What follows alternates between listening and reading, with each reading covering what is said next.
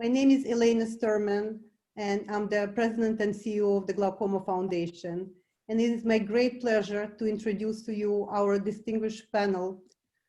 We have Joe Lovett, activist and award-winning documentary filmmaker, and of course, director and producer of Going Blind, as well as the glaucoma patient himself. We have with us Jessica Jones, who is art teacher at the Lavelle School for the Blind. And those of you who watched the documentary know that Jessica is featured in a film.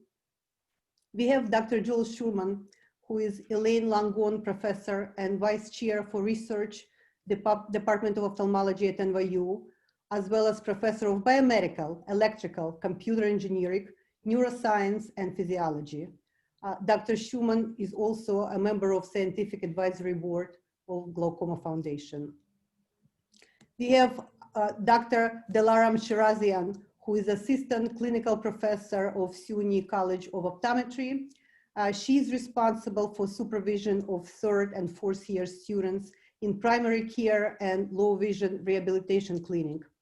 And then we have Nitsa Donnelly, artist and the director of Alfano Family Arts in Medicine Studio of Columbia University Medical Center's Division of Pediatric Hematology, Oncology, Stem Cell Transplantation, as well as contract educator at the Metropolitan Museum of Art, where she conducts tours and workshops incorporating unique multisensory approach that enhances experience of all the visitors.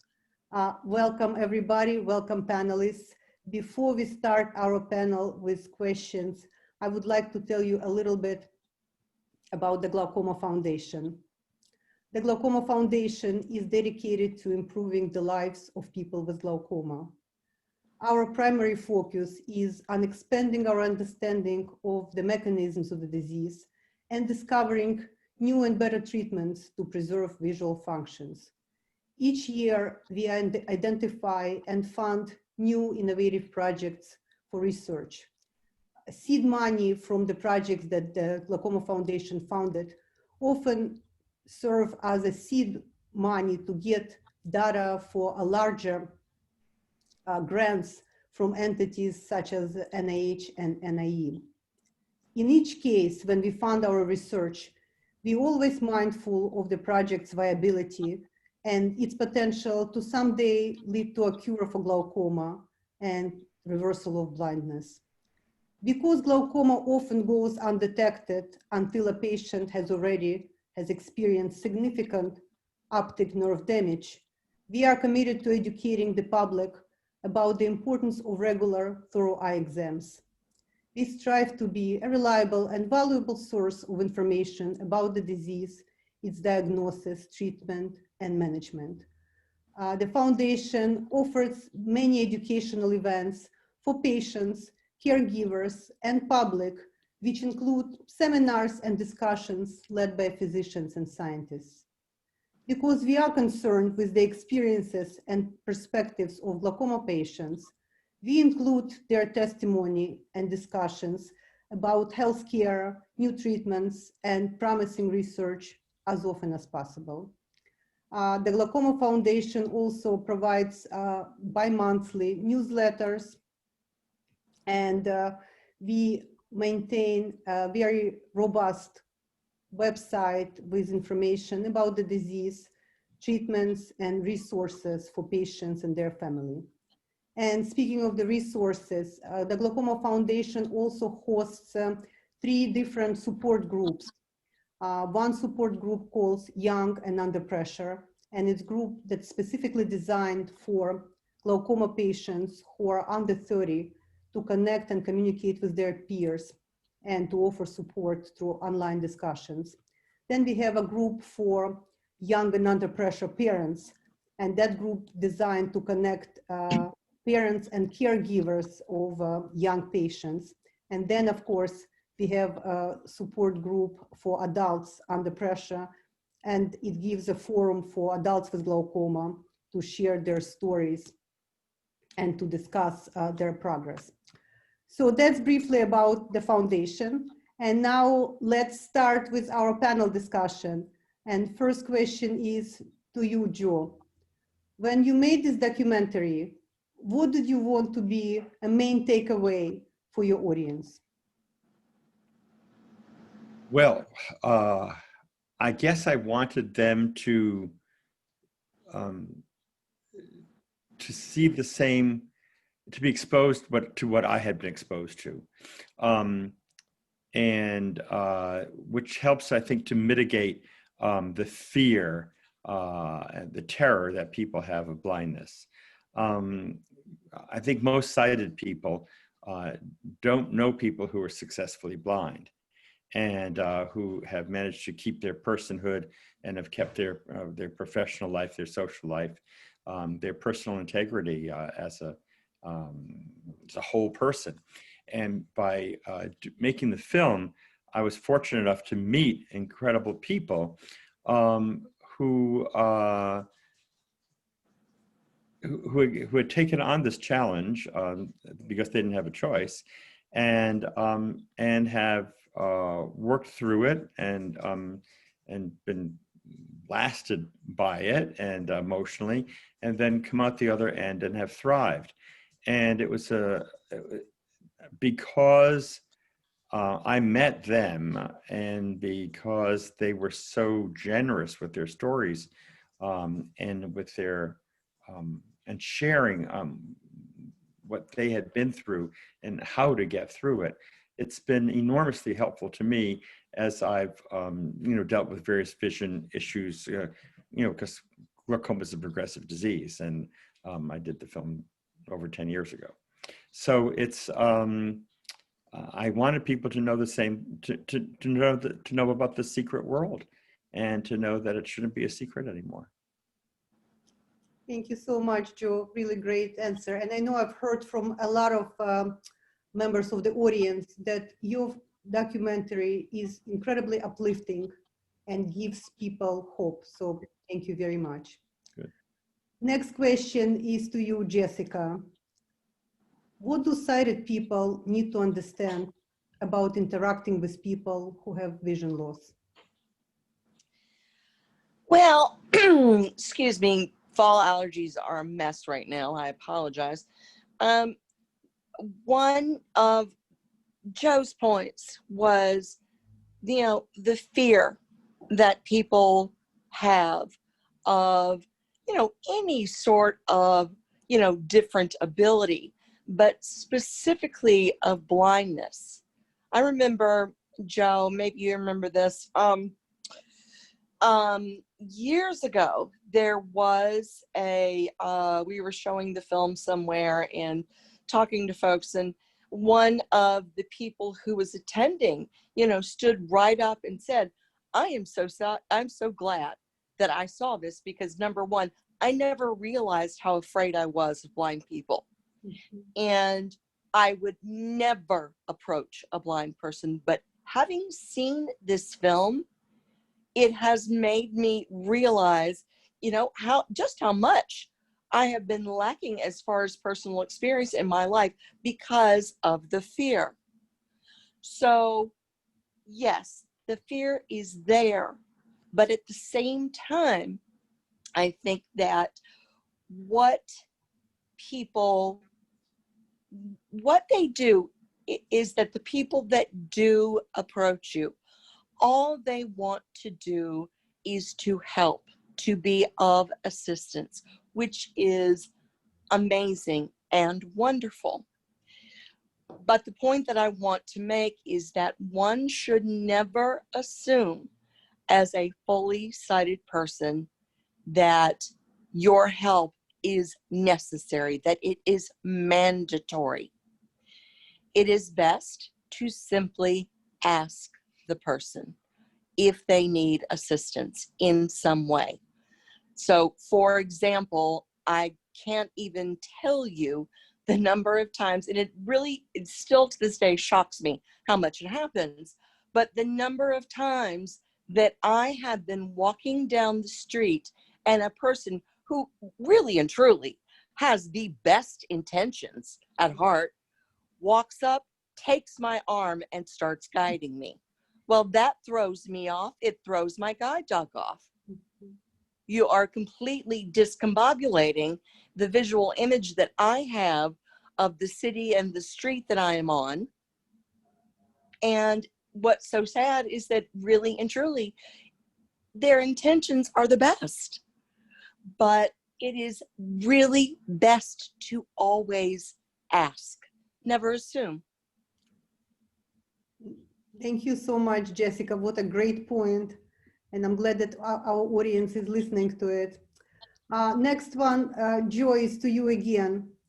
Can you tell us about a particularly memorable, it could be good or could be bad, interactions you have had with your healthcare providers? I'm very fortunate that I've had, excellent medical care. Joel's been one of my doctors in the past couple of years, and I was first referred to for glaucoma to Bob Rich, who's recently retired, and has been so active in this foundation. My then ophthalmologist, when my pressure, I had always gone to an ophthalmologist ever since I was a child. My mother just believed that that was part of your health. You went to an ophthalmologist every year.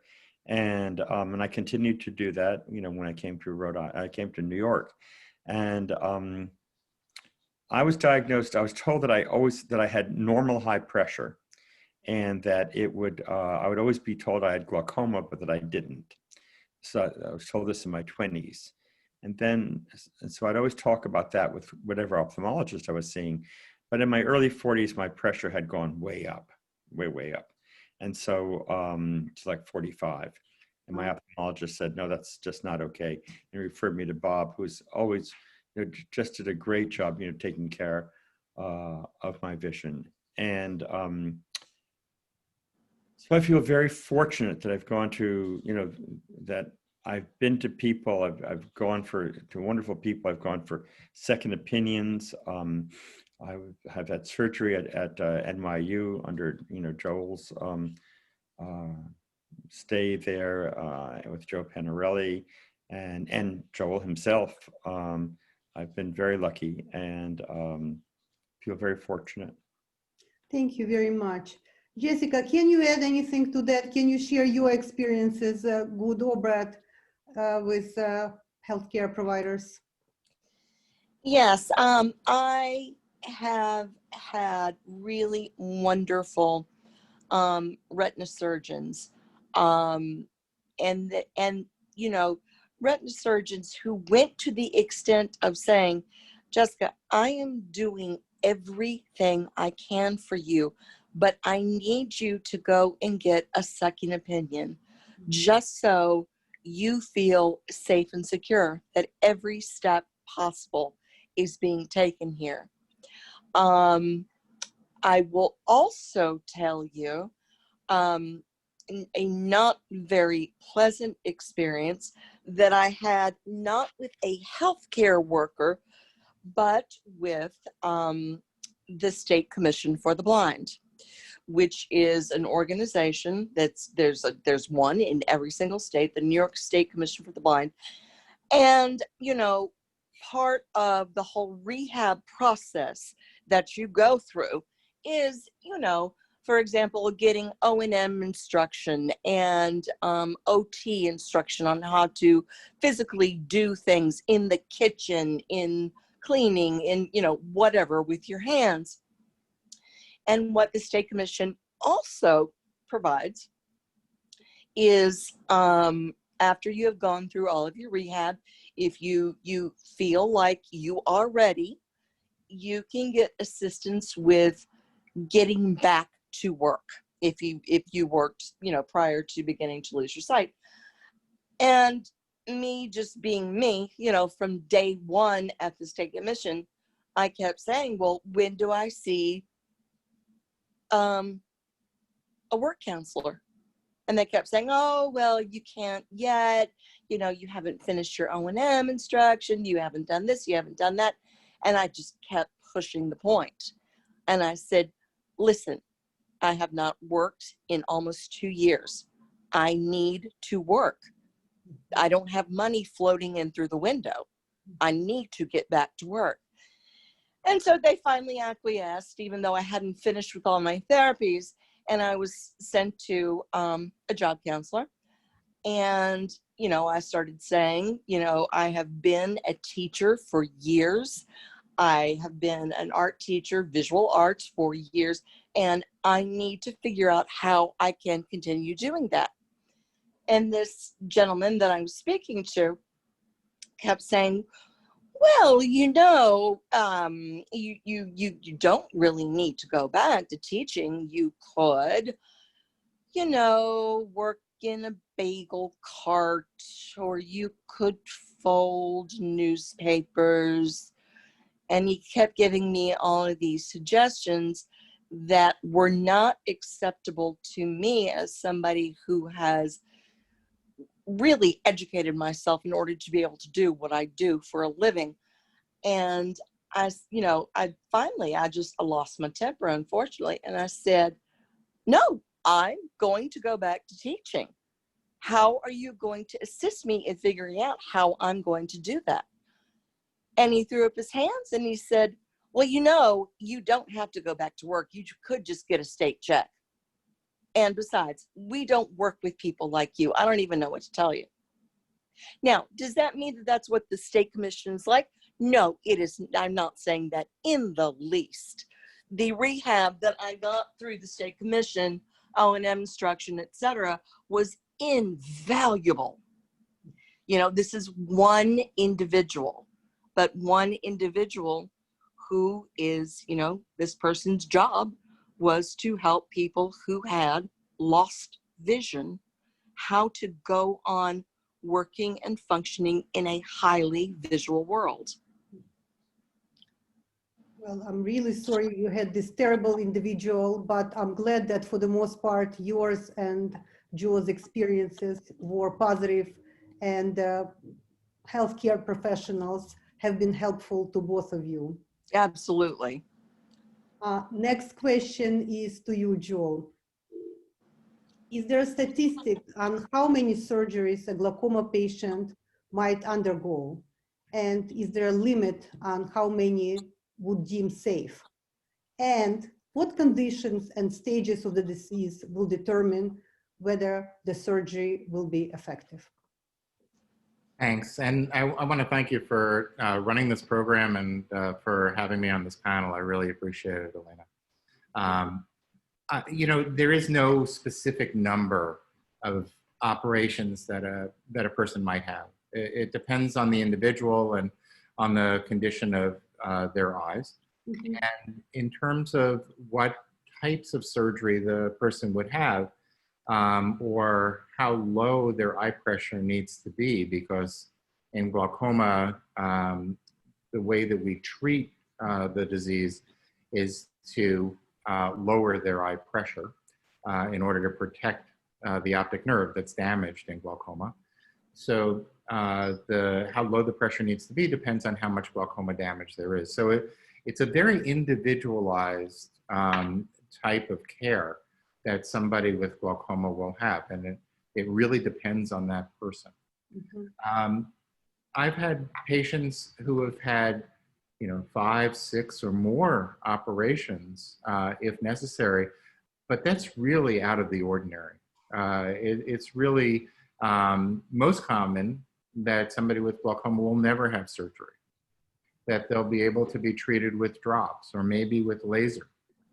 And if surgery is necessary, there are many different types of operations that are available for treating glaucoma. And over the last 20 years, there's been an explosion in the number and types of surgeries that can be done in order to treat glaucoma, and less invasive, less and less risky types of operations that can be done for treating glaucoma. So I would say that that's very encouraging from a medical point of view in terms of the types of things that we can do and the risks that people are exposed to in terms of their glaucoma treatment. That said, there's still the gold standard types of operations, and then there's more aggressive type of surgery if necessary in order to try to control the pressure in people with glaucoma. And so people who have more severe glaucoma, worse damage, so the worse the injury, the more aggressive that we have to be in getting the pressure to a level that's safe for that person. And so more aggressive type of surgery might be necessary for somebody who has more severe disease. Thank you very much. I'm sure our audience that joined us is delighted to hear that there are many different variations on different surgeries, and many of them are very safe. Thank you, Jewel. Deli, next question is to you. Do you think the new generation of eye care professionals is different from their predecessors? Yeah, I think that's a really interesting question. And I think there's a couple of ways to answer this, but I think historically, medicine and healthcare in general has been very paternalistic. So the doctor knows best mindset, the doctor tells the patient what to do, and the patient is just supposed to comply with whatever is told. But now I feel like there's been a very big shift into more patient-centered care. So instead of doctor knows best, it's really a partnership between the patient and the provider. So, you know, we try to include the patient in the treatment plan and the management plan to make sure that, you know, whatever treatment or management is going to work with that patient. So like Joel had mentioned, it's very individualistic, not just with glaucoma, but I think all across the board. And I think another big emphasis right now in healthcare is really the medical humanities and developing those soft skills that maybe once weren't as valued. But now I even teach some of our lectures and our courses on patient-doctor communication because, you know, a doctor can know the right treatments and, you know, the right drugs to give a patient, but if we don't explain things properly, how can we expect a patient to be in this partnership with us and to be on board with our treatment plan? And a part of that is also viewing the patient holistically. And so that's one of the things where low vision rehabilitation comes in, is because it's not just about, you know, your eye pressure and your visual field and so on and so forth. It's how is the patient managing their life? Are they able to do their hobbies? Are they able to cook the meals they want to cook and do the things they want to do? And if they're not with their level of vision, then it doesn't really matter what their pressure is. We need to get them into low vision or make other appropriate referrals. So I think the new generation, or at least the new push in healthcare right now, is really viewing the patient as a whole and not just a data set, and really emphasizing that humanistic care. I think, can I just add, I think that's that's very true, and there's it's not just, it's also looking at the disease as a psychosocial disease. It's a disease that affects people on every level of their life, and I think there are more and more medical disciplines where the science is being integrated with the psychosocial aspects of the person's life, so that the people that are working on the patient on all levels know what's going on with them and with their other colleagues. Absolutely. Well, would you like to comment on this question as well? I would, because I'll echo what Deli said, because, you know, when I was being when I was going through medical school and then going through training as an ophthalmologist, the focus was very much on the medical aspects of what we could do for the patient. And if there wasn't something we could do, to some extent, I think this is still true. If there's not something that we can do as a physician medically, it's the inclination of the doc to pull back a little bit. And, you know, you don't want to be confronted with your own failure to be able to help somebody. And that's exactly the opposite of what the patient needs, because they need you to say, I'm here for you, whatever I can do, however I can help. And it may not be a medical type of assistance directly, but even just being there is important, or finding other resources that can be helpful for that individual is important. And so from the time that I was residency program director and then chair, I tried to incorporate that kind of psychosocial aspect into the education of residents, of trainees in the programs. And then when I met Joe, I was chair at University of Pittsburgh, and we had Joe come out to Pittsburgh, not just once, but a couple of times. He came out and gave seminars, showed his film, and spoke with our trainees and with the community as well.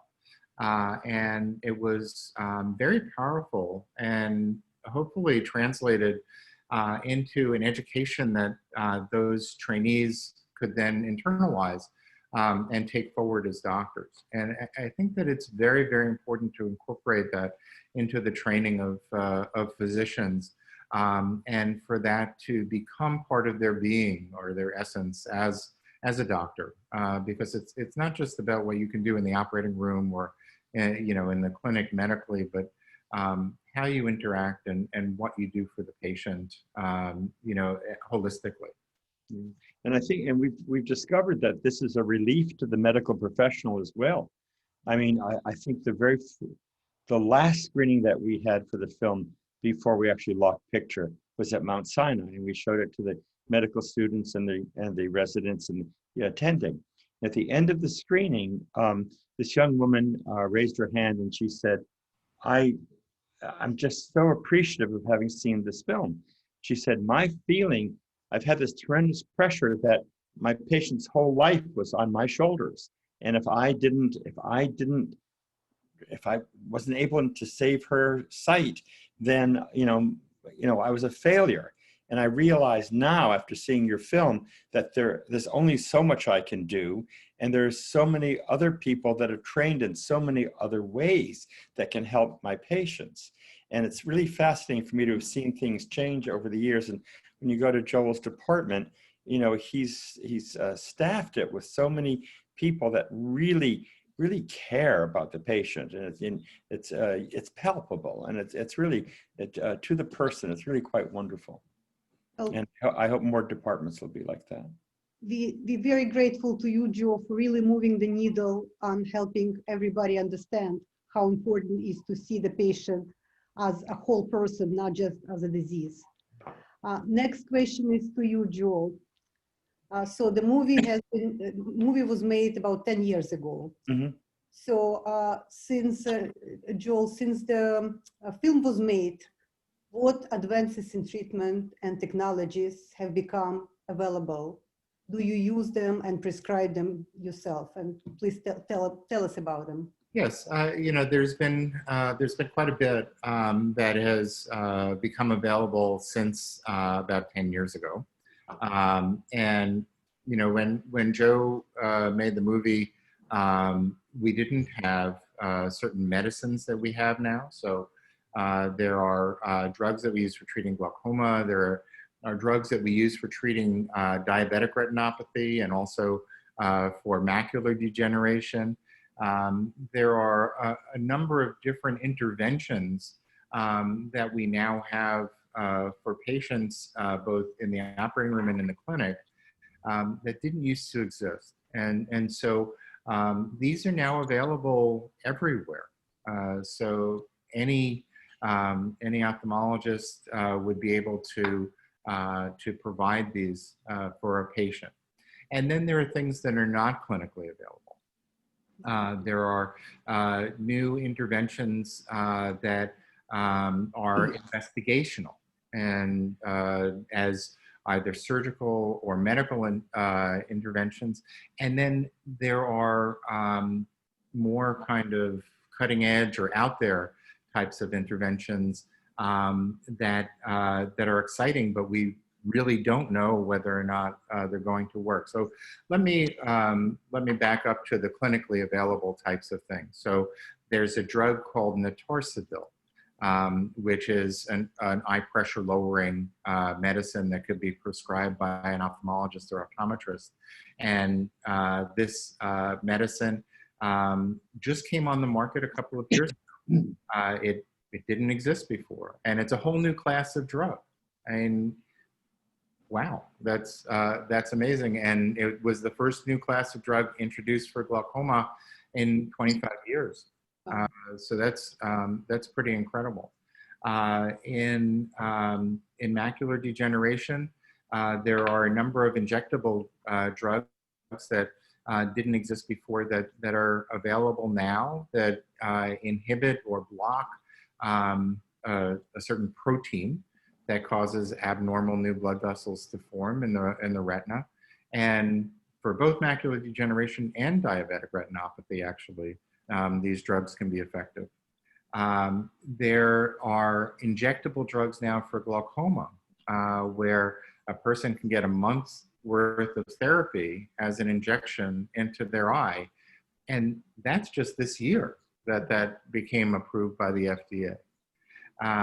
So there are many different types of approaches in the clinic that are accessible for all everywhere, from their ophthalmologist or optometrist.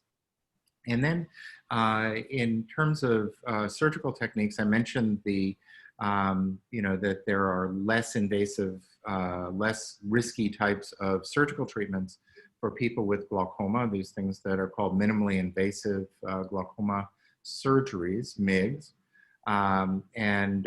Those, the trade-off is that the things that are less aggressive don't tend to be quite as effective or durable, perhaps, as the more aggressive therapies, but it's something that you can try first. And, for many people, that's all that's necessary. And then if you need to be more aggressive and take the additional risk, then that can be done too. And then in terms of investigational types of techniques, different types of injectable drugs for a variety of different diseases. And then the more advanced or out there types of interventions with stem cells for the retina, for the optic nerve. We're about to embark on a stem cell project to try to rejuvenate the drainage system of the eye, where fluid goes from the eye into the bloodstream, to normalize or restore the function of the natural drain, so the pressure in the eye becomes normal. So this is a first-in-man type study. And there are a number of different approaches, all the way from the front of the eye, the cornea, where that should be clear, but sometimes it's not. So stem cell approaches there, gene therapy. These types of different investigations are all ongoing now. And if somebody wants to know about these investigations, especially the clinical trials, there's clinicaltrials.gov, which is a website that lets you know about trials that have been registered with the federal government and are ongoing, and it tells you whether or not the trial is enrolling patients or not as well. And then finally, there are some even more out there trials, one of which Joe had educated me about, looking at making the optic nerve work better. So it's what's called neurostimulation. And you can think about it as a way of enhancing how well the optic nerve works. And in some people, it seems to improve vision, even in people with glaucoma. And so there is no proven way to improve vision in people with glaucoma, but there are at least 2 different interventions that are promising and are under investigation. And we're studying these at NYU, and there are a number of different centers around the world that are studying them. One is this neurostimulation technique that Joe had educated me about, using a mild electrical current in order to enhance how well the optic nerve is working. And we have a couple of studies going on with that in collaboration with the inventor of that technology, who is in Germany. And then there are a number of, there are some drugs that people are investigating, looking at ways of enhancing the the retina and the optic nerve in glaucoma and some other diseases as well. So that's pretty exciting and work that is underway. And there's some trials that are even more out there than that. But I think that, that kind of survey of different types of interventions and investigations maybe can serve as a way for all of us to discuss together what's going on and what people would really benefit from. Absolutely, and that could be a discussion for the next panel for sure.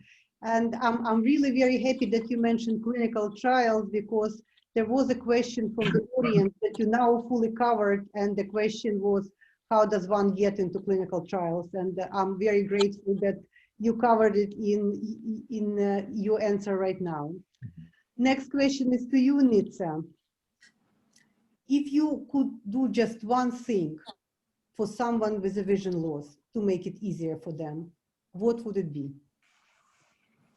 So as a director in Arts in Medicine studio, serving communities with cancer, especially pediatric families and caregivers, I find that in a critical place, there's always the need for a non-critical, artistic, expressive zone.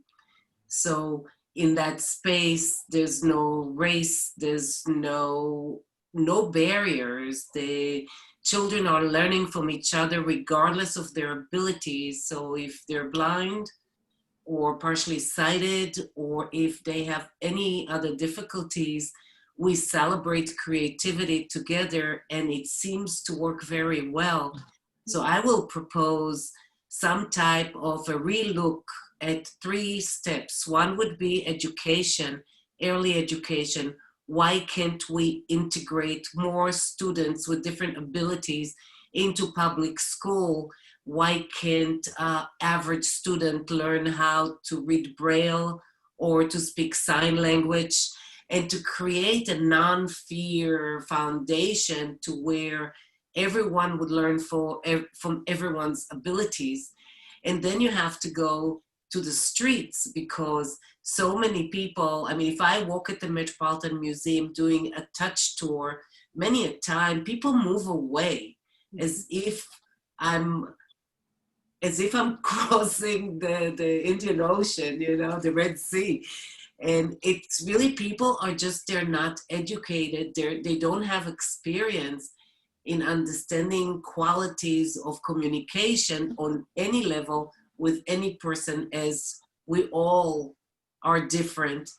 And we all are going to go through sight loss at one point or another.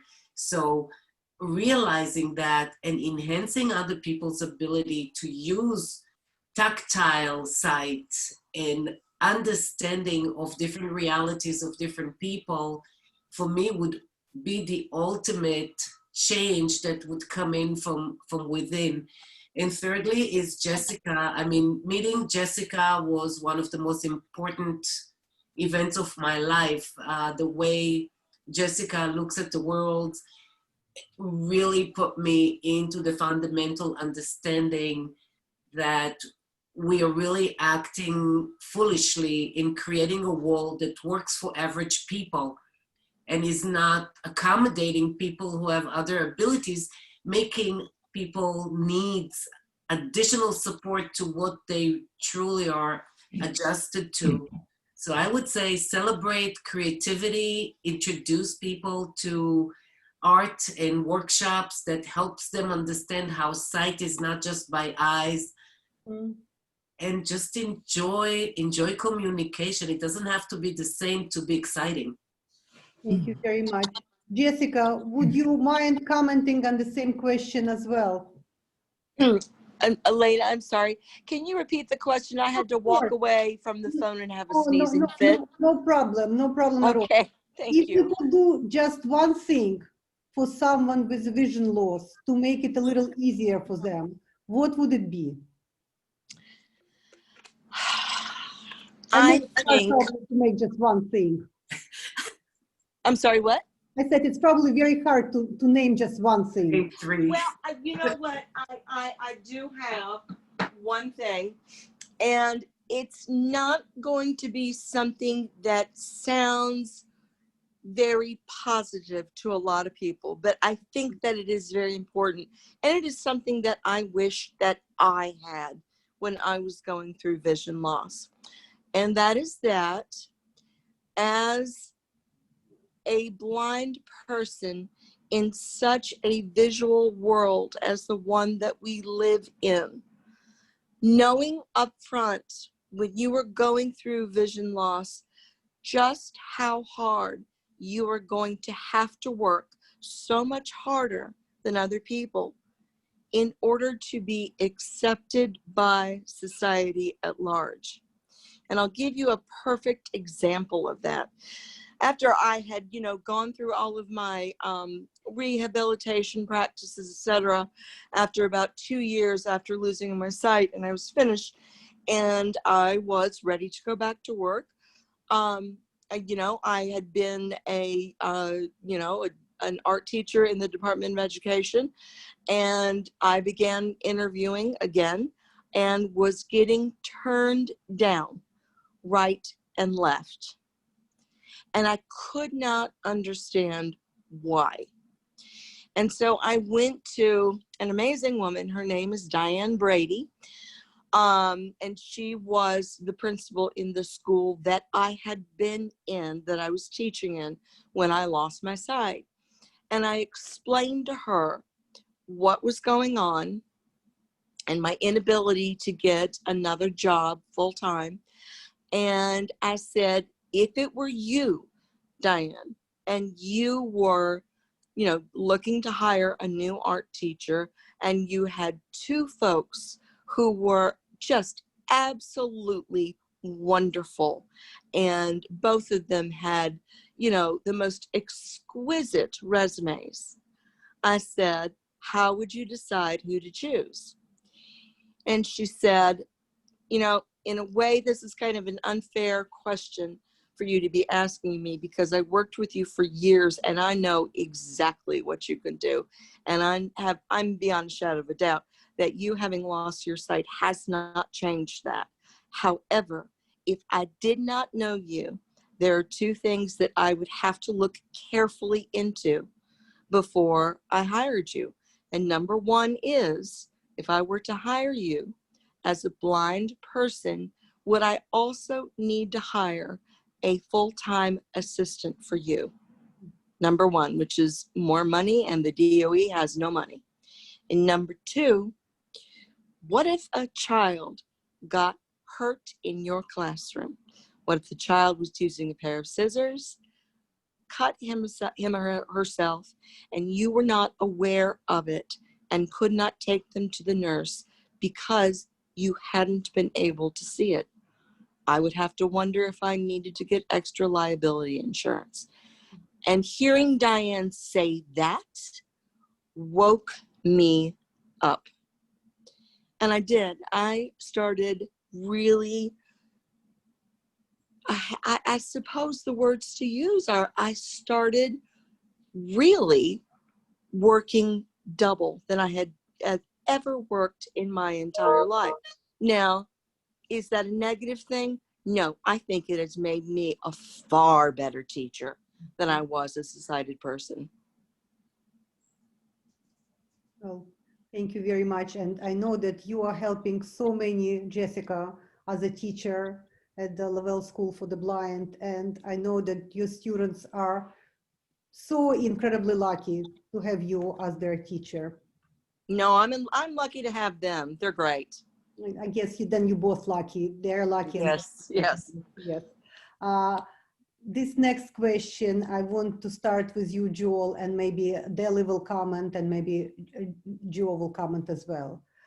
So what advice would you give to a person newly diagnosed with glaucoma or any other potential sight-losing disease?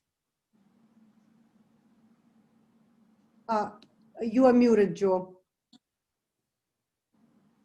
Thank you. Sorry about that. No problem. It depends on what the disease is. So let's take glaucoma, for example. The first thing that I would tell somebody who has early glaucoma, who's newly diagnosed, is that it's unlikely that their disease will affect their ability to do the things that they like to do, and perhaps even affect the quality of their life in terms of the vision that they have or are likely to lose from glaucoma, because of the opportunity that we have catching it early and being able to treat it with the interventions that we have. So as long as we can work together to manage the illness, that we would be able to, that we're likely to be able to keep things under good control. And that we're going to follow it closely together and work together in order to preserve the vision the best that we possibly can. If somebody had more advanced disease when they came in, it's a somewhat different conversation.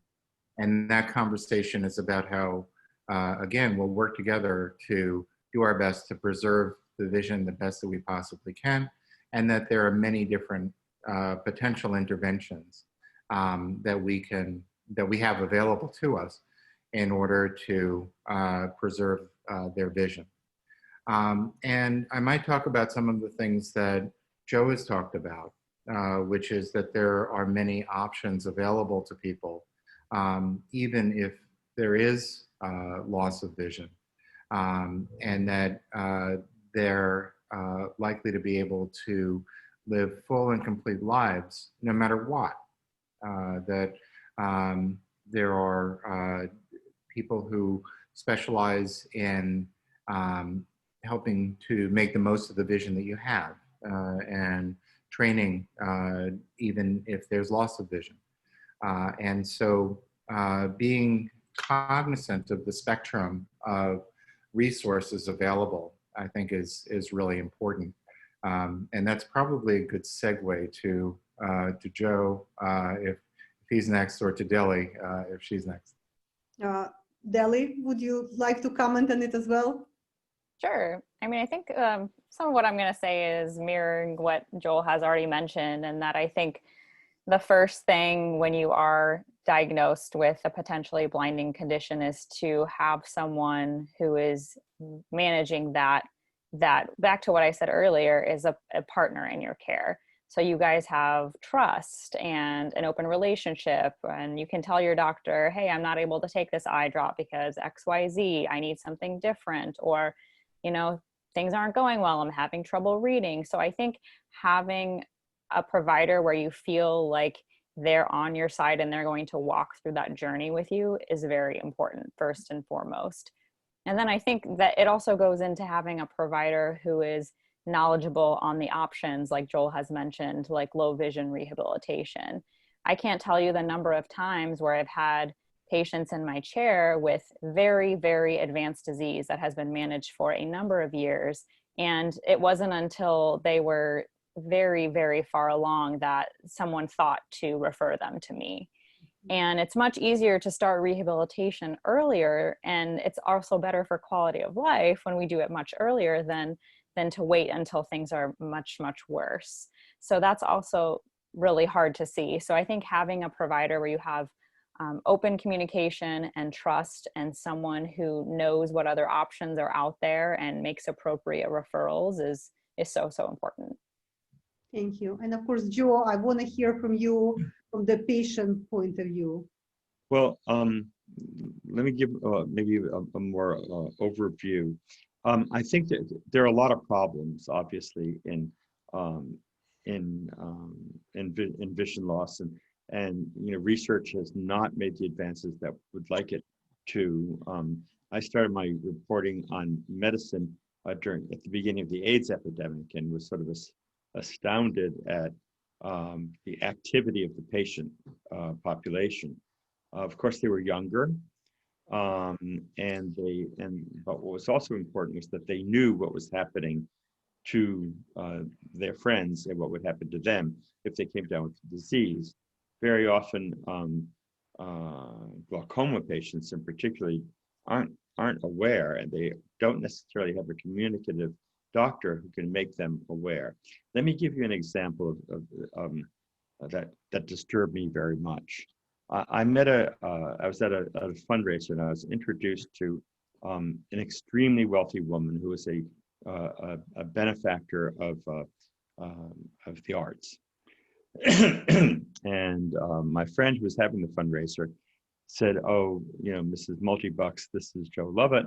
And Joe was an old friend of mine and a wonderful filmmaker. He's doing this film called Going Blind. And Mrs. Multi-Bucks said, "Isn't that a coincidence? I was just diagnosed with glaucoma this morning." And I said, "Oh, I'm sorry to hear that." And she said, "Oh, no, not at all." She said, "My doctor said I never have to worry about it." Mm. And I said, "Gee, I'm really sorry he said that. It's a very serious issue. And that really requires, you know, you're paying attention." And he said, "Oh, no, no, I never have to worry about it at all." And she obviously left me as soon as she could. So the doctor, as many doctors, wanted to allay her fears. And this is understandable in any disease, but it doesn't help anyone. And except it gets her out of the office and he doesn't have to worry about any emotional trauma. But what I've found that physicians, ophthalmologists worry about a patient's compliance, a patient's depression and anxiety, and they worry about research dollars. And it seems to me that if this physician had said to this very, very wealthy woman, who was a very generous person, if he had said to her, you know, you have a disease that we don't know as much about as we would like to. You know, we really don't. And more than likely, as Joel had said before, you know, everything will be fine, but we don't know. And there's a lot of research that needs to be done in a lot of different ways. And that might have made her, one, a bit more likely to be compliant with her drops. And I can tell you that at the very beginning, since I thought of glaucoma as a benign disease, just something that you just take a couple of drops and you're fine, I didn't take it all that seriously. And obviously she wasn't going to either.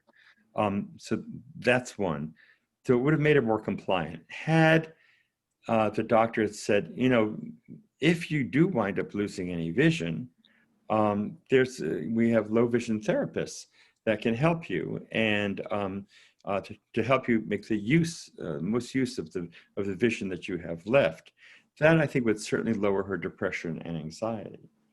And if, you know, with that conversation, if he then made her aware of what was necessary in terms of research, it could be that she'd be giving her money rather than to the Metropolitan Museum of Art or some of her money or the Museum of Modern Art, she'd be giving it to some of the research, perhaps the Glaucoma Foundation. So I think that there's a lot of straight talking that needs to be done that often isn't because of lack of time and also fear. I think doctors fear the potential blindness as much as the patient.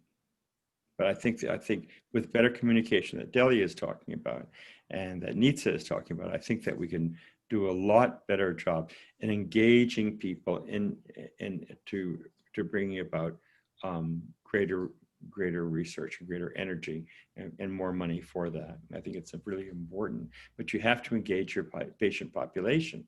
They have to know that there's stuff that they can get involved with. Absolutely, I agree 100%. And about better communication and about more research dollars into what all the researchers are doing.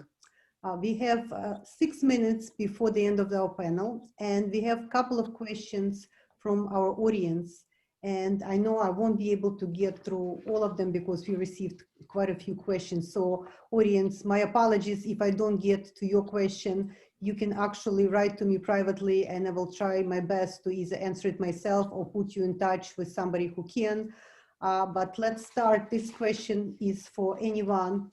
I think it's a very important one. how has COVID impacted you and your access to doctors and access to jobs and your ability to maintain your usual activities? Jessica, I know you mentioned it before. Maybe we'll start with you, Jessica. Well, quite honestly, I have not had any real difficulty with, any of my doctors or my medication, etc. I have had difficulty with teaching because, for many, many months, we were teaching all of our students remotely. At this point, about 50% of our kids are back in school, and we are teaching students in school and remotely at the same time. And if any of you parents out there who have kids in school, you know just how difficult Google Classroom is. Well, imagine doing Google Classroom when you have to use VoiceOver on your phone or on your computer at all times. So that is what has been really the biggest effect. I've been incredibly lucky with doctors and medications. Everything has been very accessible to me. It's really great to hear. What about you, Joe? Well, I have not been eager to see any of my doctors. I've really tried to stay out of hospital environments, and but I'm in touch with Joel's staff, and at one point there was something I was concerned about, and I did come in, and I came in very early, and everything was incredibly clean, and I got out early. It was they were incredibly accommodating and wonderful, and there was no serious problem. But in general, I have been been really holding back about seeing doctors. Understandable. Yeah. Deli or Jewel, would you like to comment from a doctor's perspective? Yeah, I mean, I could start. So we at SUNY, we never stopped, like we never closed our clinic doors. There were a few months that we were only seeing patients with, urgent or emergent conditions, but now we're back up and running. Obviously, from the doctor's perspective, things are a little bit different too. There's a lot stricter cleaning protocols, a lot more equipment that we're wearing, masks. It's kind of hard to, see a face when you walk into the office because half of our face is now covered. But I think that's also added an extra layer of stress too for us, and exposing ourselves and our loved ones and patients. But I think at the end of the day, we're still open. We're still going to be taking care of people and just taking it as it comes day by day. Thank you very much. Joel, 1 minute comment before we run out of time. Well, pretty much the same as what Deli said in the beginning. A lot of us physicians went and worked on the floors, taking care of COVID patients. Now we're all back taking care of ophthalmology patients, which is what we love to do. Well, I am very grateful to each of you for your very insightful comments. I am very grateful to our attendees. I hope each of you found this panel useful and interesting. Again, my apologies for not being able to get to all the questions. We did receive an overwhelming amount of questions. We'll either have another panel or I'll answer the questions privately. And everybody, please stay safe and stay healthy and support glaucoma research. It's very, very important. Every dollar gets us closer to finding a cure for blindness. Thank you all so much for joining, and be safe.